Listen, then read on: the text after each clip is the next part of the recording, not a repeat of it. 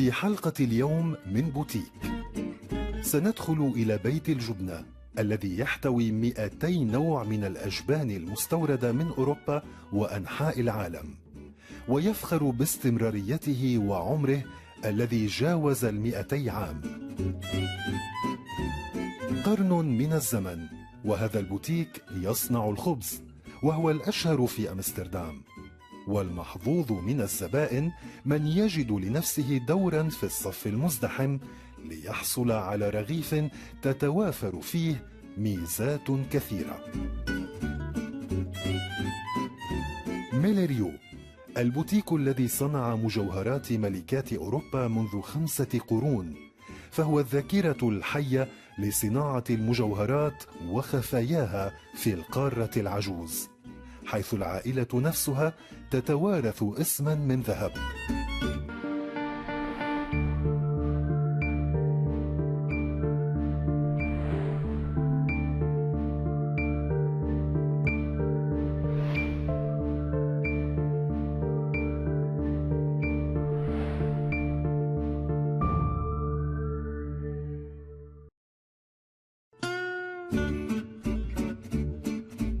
ستة أطنان من الجبنة الزرقاء فقط يتم بيعها في هذا البوتيك الصغير الذي اكتسب ثقة قصر باكنغهام منذ العام 1850 وأصبح أحد زبائنه.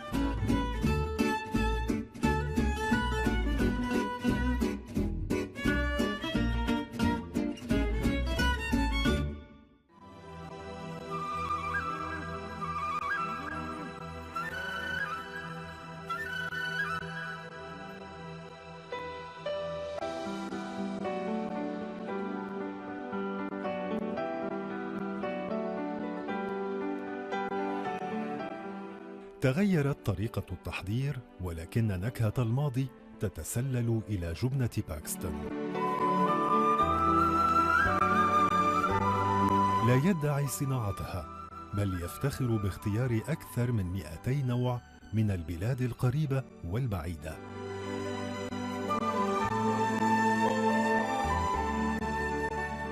Paxton and Whitfield has been a business since 1797, but we've been here in this shop since 1894, so I'm pretty established in St James. We've been supplying Buckingham Palace since 1850 with our first royal warrant to Queen Victoria, so yeah, kind of great pedigree. To date, we still have the royal warrants to Her Majesty Queen Elizabeth and His Royal Highness the Prince of Wales. So.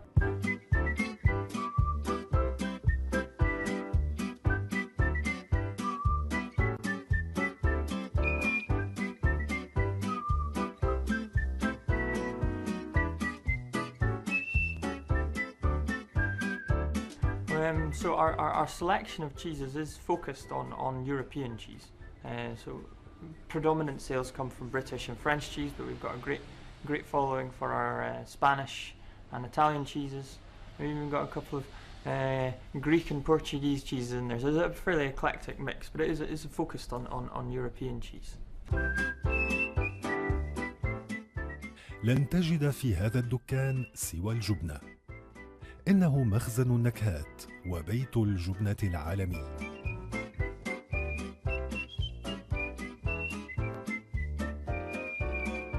But I want to take you on a bit of a tour of the cheeses that we have here. I mean, we really lay the shop out a bit like a cheese board like you would at home, just we have 180 cheeses here instead.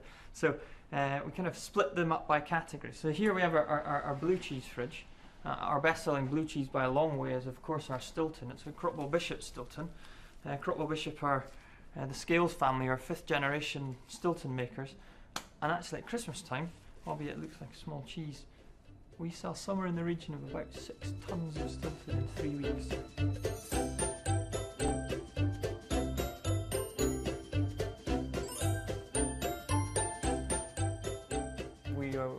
I feel very proud to work in Jermyn Street. It's a very old, traditional British street with fantastic independent retailers. You can get the most beautiful hats and cigars and handmade shoes and ties and, you know, and I think we fall right into that category.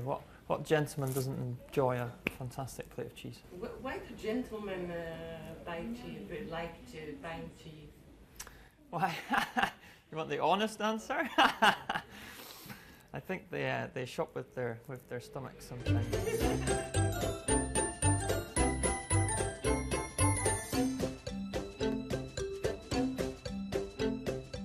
We stock around 180, even sometimes 200 cheeses at any one time. So a pretty broad selection. Although about 100 to 120 of those would be permanent features, kind of cheeses you wouldn't get away with not having in a good cheese shop.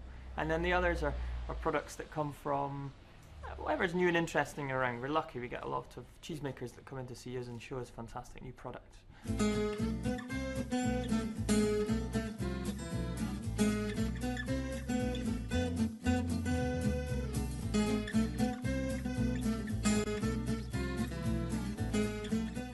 مراعي لندن ومساحاتها الخضراء تمنح أنواعاً من الأجبان، ولكن محبي الجبنة يبحثون عن نكهات أبعد من حدود لندن. We've a real following from the Middle East actually. We've got a lot of customers that every time they're in London love to pop in and see us. And in fact, you can follow patterns. They love to come in towards the end of the day actually. I think it must be a bit of an afternoon activity, but they're really inquisitive. I think they're asked lots of questions. They're always intrigued to know why the cheese tastes the way that it does or what causes that flavour. They're really intrigued by the product. I don't know if it's maybe a range that's not always been around in kind of Middle Eastern cuisine, so I suppose it's maybe new and interesting.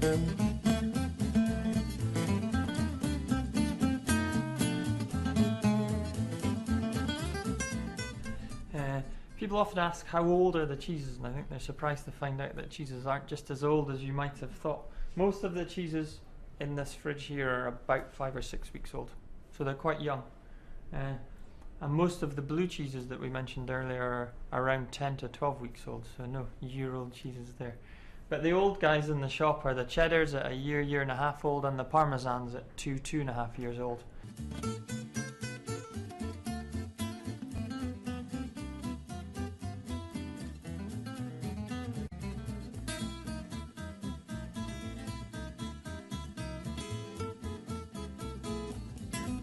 Thanks very much for following us on the tour of our fantastic cheese shop here in Jermyn Street.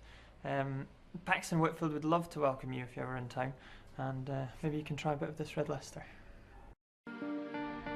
بعد الفاصل.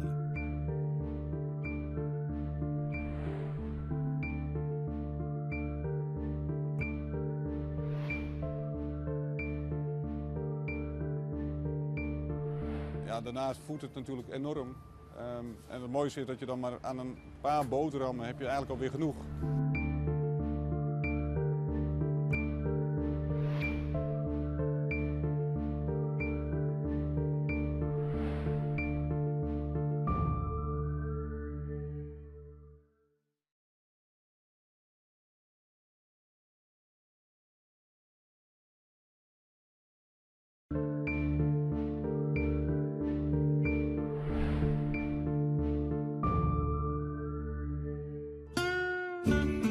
قصة الرغيف هي قصة هذا البوتيك، يرويها الجيل الخامس ويفخر بانتمائه إلى دكان يقصده المئات من الناس يوميا ليكون جزءا من مائدتهم.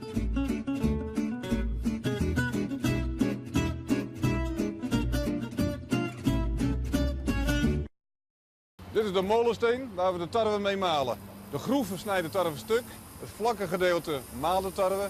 De tarwe valt ernaast. We gaan binnen even kijken hoe dit werkt.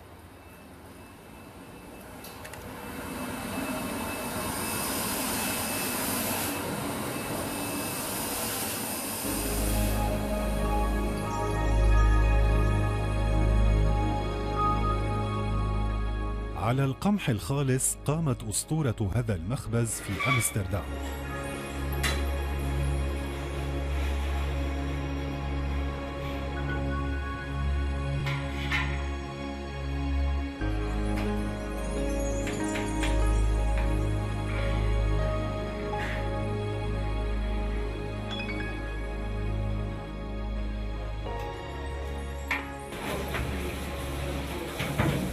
De granen zitten in deze bak. Het is hetzelfde als hoe het op het land groeit. Er zit een tarwekorrel in. De tarwekorrel ontkiemt, hij groeit. En als hij een meter hoog is, dan is hij bruin. Dan gaan we hem oogsten. En het mooie is dat we de klanten hier een hoop educatie geven van hoe een brood groeit. En dit is het begin.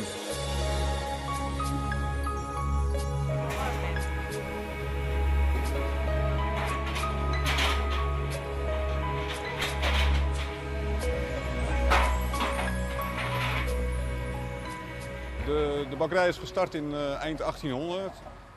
Het is de eerste bakkerij in Nederland toen, maar nu nog steeds. En ook wereldwijd, die eigenlijk produceren zoals we het nu al meer dan 110 jaar doen.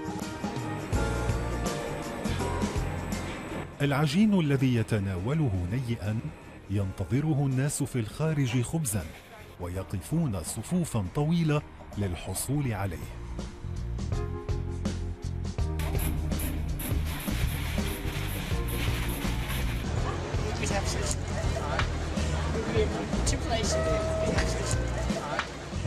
Het is heel belangrijk dat je weet wat je eet. Wij bieden de mogelijkheid om op broodbakles te gaan. De broodbaklessen die we geven, dat doen we al 15 jaar. En ja, klanten uit heel Nederland komen daarop af om te leren, te begrijpen hoe echt volkoren brood gemaakt wordt. الطحين هو الأساس ومعه يتحول الخبز إلى غذاء ودواء. De tarwekorrel die wij gebruiken, die wordt in zijn geheel vermalen, bij ons zelf in de bakkerij. En die tarwekorrel die bevat alle goeds wat je lijf ook nodig hebt. In de kiem zitten bepaalde vitaminezuren. De tarwezemelen zorgen dat je darmflora goed op gang komt. En ja, daarnaast voedt het natuurlijk enorm. En het mooiste is dat je dan maar aan een paar boterhammen heb je eigenlijk alweer genoeg om weer lekker de dag verder te gaan.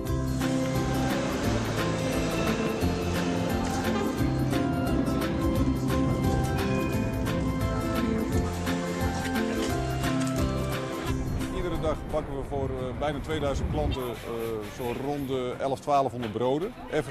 Elke dag. En natuurlijk in het weekend op zaterdag dan maken we rond de 2000 broden.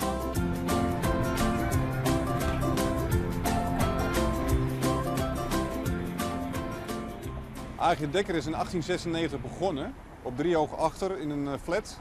En na een keer of 2, 3 verhuizen zijn ze hier in de straat terechtgekomen. Zij bakte de broden en haar man ging na zijn werk, hij werkte 's nachts in de haven, ging hij het brood verkopen, venten, langs de deuren. We hadden toen nog geen winkel. 100 عام من عمر خبازين صنعوا رغيفا أساسه البساطة ترسخت في ذاكرة أمستردام وقابلة للاستمرار 100 أخرى بحكم تعلق الناس بها.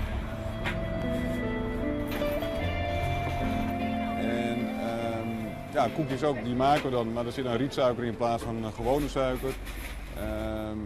Ja, het zijn gewoon traditionele recepten. En het mooiste is dat we producten willen maken die eigenlijk gemaakt zijn door de natuur.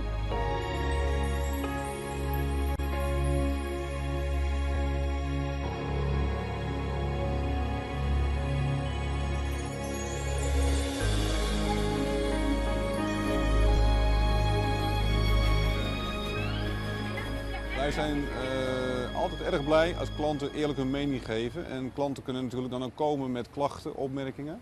En dat zien wij weer als kansen om juist het bedrijf te kunnen ontwikkelen.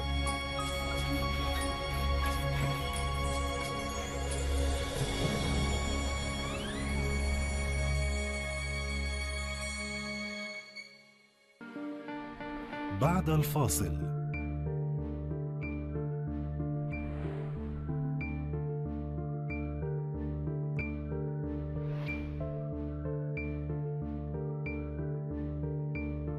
Fêté en 1515-2015 notre 500e anniversaire.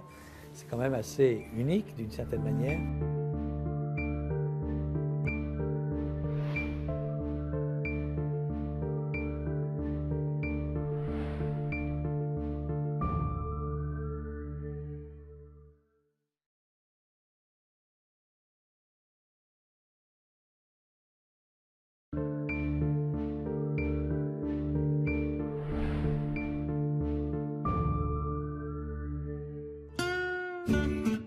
حين يقلب دفاتره القديمة تتعرف على أذواق وتصاميم الأيام الخوالي، تلتقي بملوك ومشاهير في ذاكرة ميليريو، جوهرة باريس.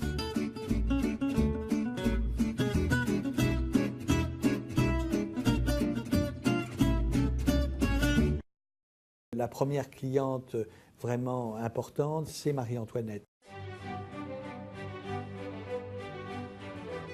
علاقة وثيقة ربطت أميرات وملكات أوروبا منذ القرن السادس عشر مع هذا المكان.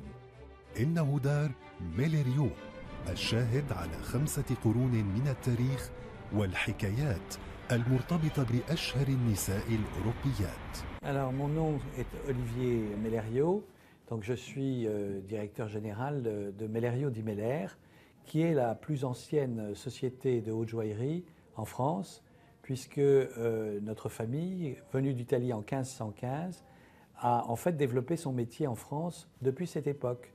Donc nous sommes en train d'organiser le passage de la 14e à la 15e génération.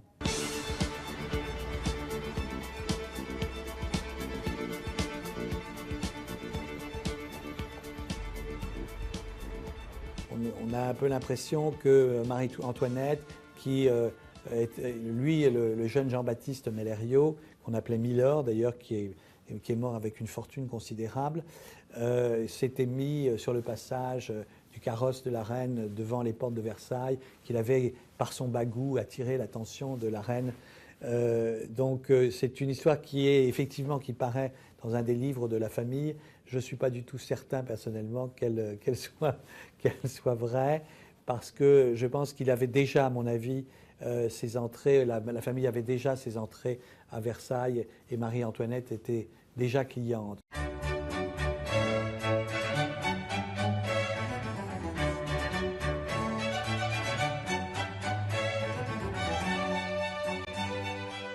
François Mellerio, qui était à l'époque le Mellerio de peut-être déjà la 8e génération, au moment de la Révolution française, s'est enfui par les toits, puisque justement ses liens avec Marie-Antoinette faisaient qu'il était probablement un peu suspect, et il s'est engagé dans les armées révolutionnaires. Il a fait une magnifique guerre avec Pichegru en Hollande, etc.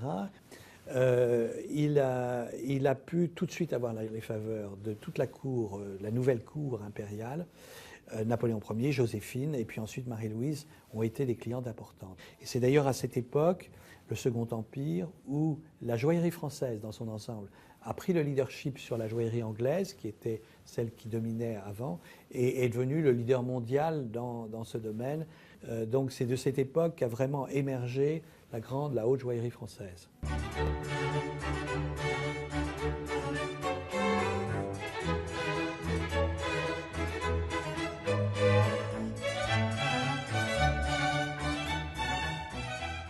Et c'est en ce sens qu'on dit souvent que Mellerio est le joaillier des reines, mais le joaillier des sentiments également, parce que ce n'était pas simplement une relation, je dirais, de statutaire, mais plus une relation personnelle, directe.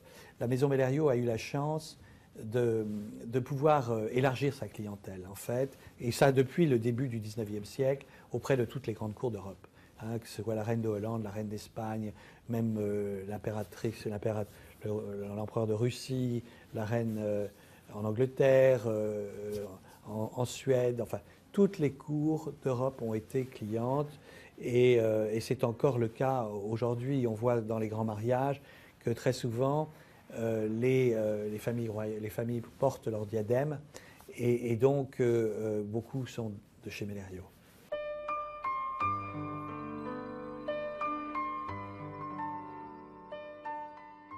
Nous avons des archives exceptionnelles puisque finalement nous avons tous nos livres de comptes depuis 1789, enfin depuis la Révolution. Et donc nous savons à qui nous avons vendu, à qui nous avons acheté, les correspondances. Nous avons des centaines de milliers de dessins depuis très longtemps, depuis des siècles.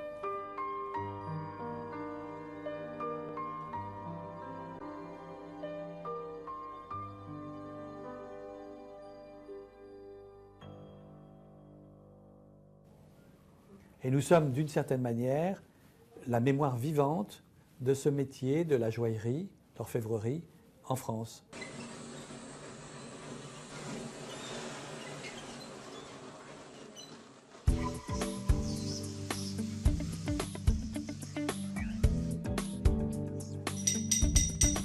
محترفون يجيدون عملهم ويبحثون عن الكمال. وراءهم خبرة متوارثة تمنحهم الثقة بما يقومون به، وأمامهم تحديات مواكبة العصر وأذواق الناس. On essaye de faire des produits d'excellence.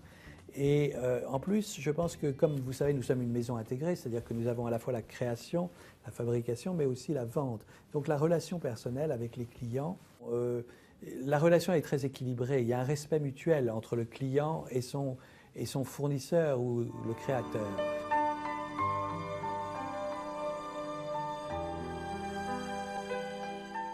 Les gens sont à la recherche de ces choses de ces objets, de ces bijoux, de ces objets précieux, de ces objets d'art, qui sont en fait tout à fait identifiés à une maison.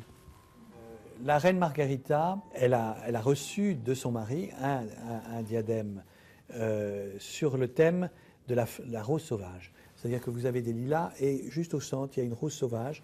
Et c'est en partant de ce thème de la rose sauvage que nous avons construit toute cette collection autour de ce thème.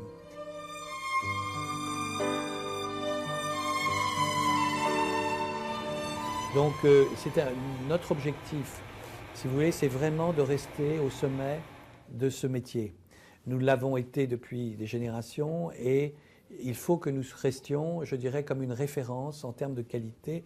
Donc il faut que nous soyons un atelier qui soit aussi une référence dans ce domaine.